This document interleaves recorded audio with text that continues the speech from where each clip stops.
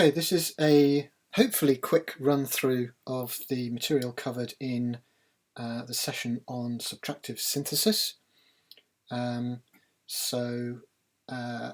opened up the tasks that Callum has given you to do, and I've already set up a couple of kind of templates of stuff just to speed things up a little bit. So I shall read through what Callum's put, and then we'll just build the things that are in the exercises. So it says, Activity 1, creating a basic subtractive synthesizer. And he says, subtractive synthesis is, at the most basic level, essentially a means of removing or subtracting frequencies from an oscillator. So he's proposed that we simply use the basic mono synthesizer that we created last week. We're going to supplement it with some subtractive synthesis functionality. So let's move down to point 1.3.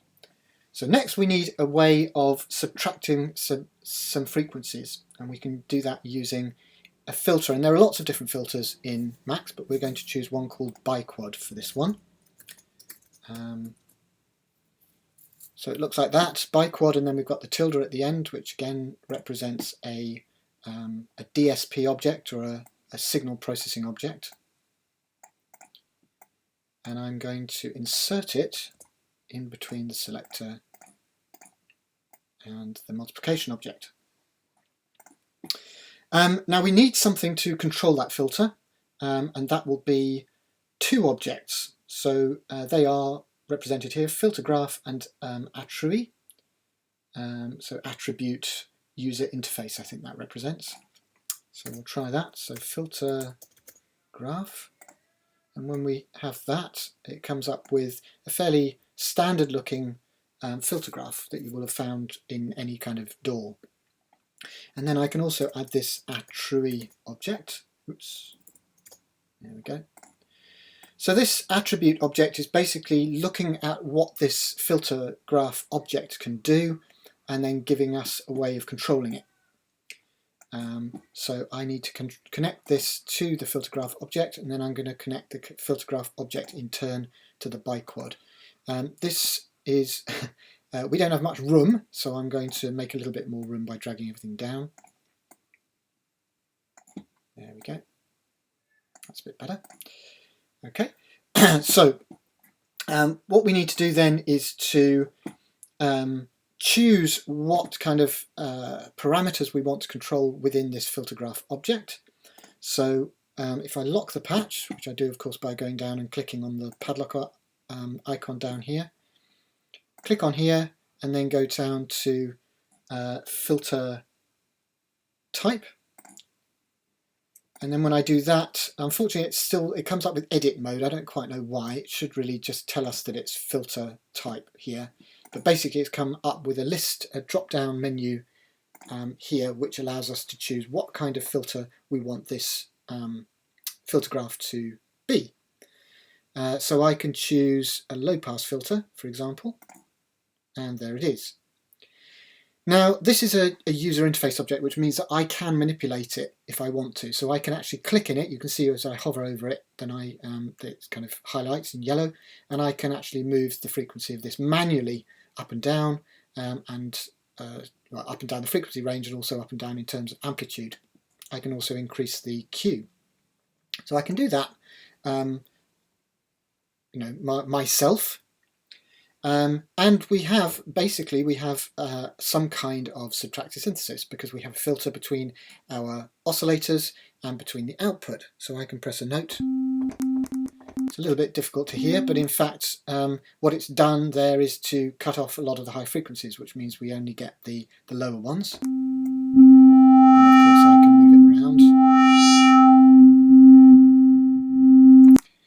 around.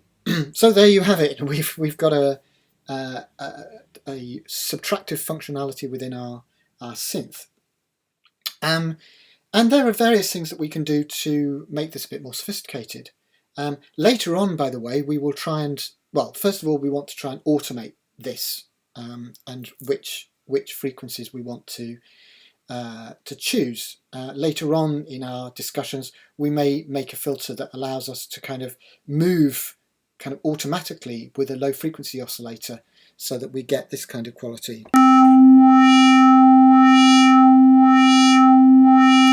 Which will be familiar to you from many synth plugins. At the moment we can't do that. We'll come back to that later.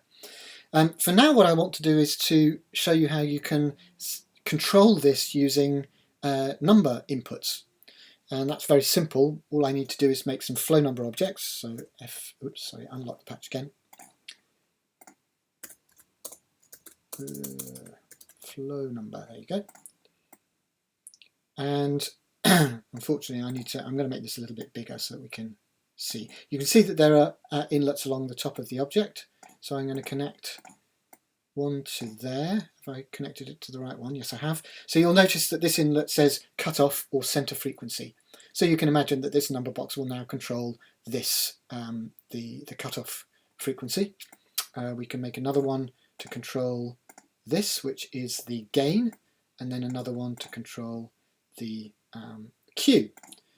So you'll see that as I move this up and down, I can change the frequency. This one gives me gain, and as you heard from the previous video, the number 1 is usually our unity gain, so to speak, or as loud as things can be, at least from the input, but we can increase loudness by going above 1 and decrease it by going below. And then this is our Q, so we can make that more or less kind of tight, as it were. So that's potentially handy, and we could of course label those if we wanted to using a comment box. I won't bother doing that now. The thing that let's say I find slightly unsatisfying about this particular subtractive synth is that it basically I don't have any way of changing this frequency in relation to the input note that I have. So if I make a spectrogram here, spectroscope, so that's requested in your in the instructions. This is quite nice because it will give you an indication of the, actually I'm going to put it on the one below. There we go. That will give you an indication of the spectrum of the sound that's coming from the oscillator and through the filter. So if I play that note, then we can see what's happening. If I move not the patch, if I move the frequency, you'll see that that's moving up through the frequency range. So it's affecting the spectrum that you're hearing. And if I press a different note, you should see that actually the, as you might expect, the peak of the filter remains in the same place. So if I make it a little bit higher, you should be able to see that a little bit more easily. Maybe if I increase the Q a bit, that might be a little bit more obvious.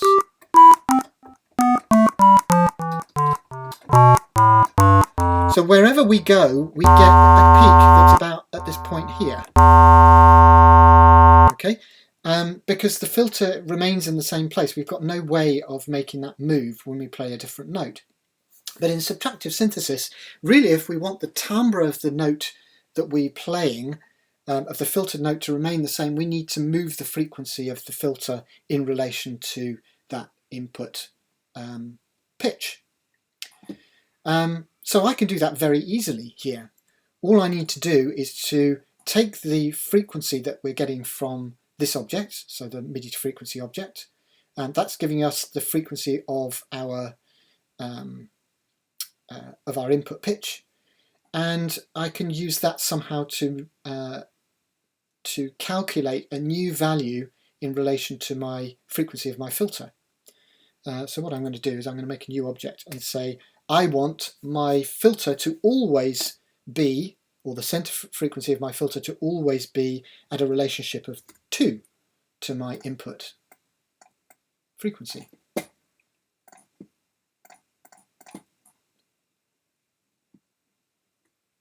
I'm just going to move these so you can see the numbers a bit.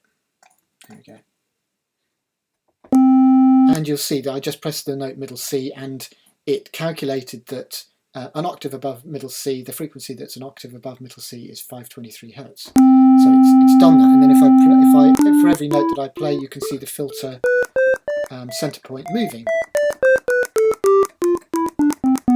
And so, broadly speaking, the timbre should remain the same across the pitch range of my what we can call now an instrument.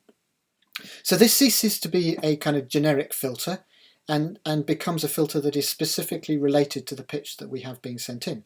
And by the way, by changing the value that I send into this object here, which is a multiplication object, I can override this value of 2, and it changes the relationship of the filter to the input note.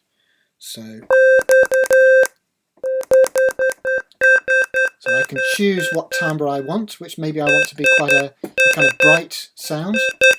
And now everything that comes into here is being multiplied by 5.55. So whatever frequency is coming out of here is being multiplied by 5.5. And again, we get that kind of very bright timbre